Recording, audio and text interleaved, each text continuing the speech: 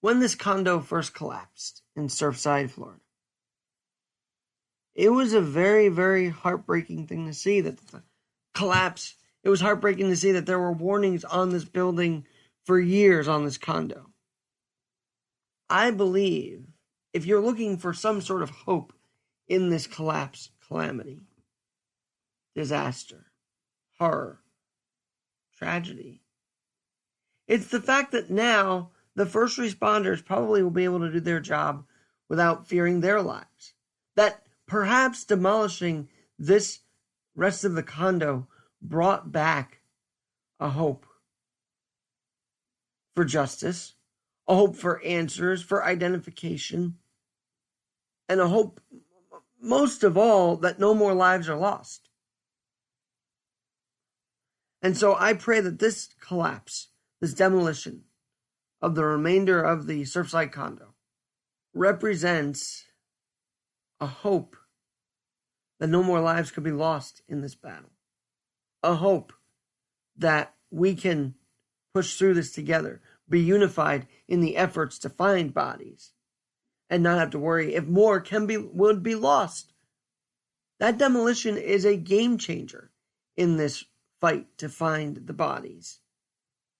And you might sound like I'm saying this so sternly, but to be emotional about it is very tough, but we're not in the family shoes. We don't know what it's like. I mean, to read the stories that an 80-plus-year-old couple died on their bed together as the collapse happened, while their family was just there a few hours before the collapse.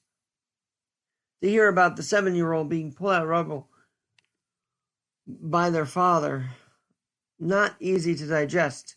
The toys that they found, again, not easy to digest. But there is a sliver of hope here that no more lives could be lost because of this demolition. That was the smartest thing they could ever do. I hope that when warning signs are alerted, people listen to it and not leave it for 3 more years.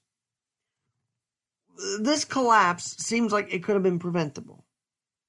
This, if you see something, say something, did not apply here, and it should have. Because the engineer was placed on leave that in 2018 said there was some doubts about the structure, that the water underneath it, all of it, was just bound for disaster. Yet it took an actual tragedy to put him on administration leave. Put it a step further. Fire the guy. I sincerely don't believe that an administrative leave is enough.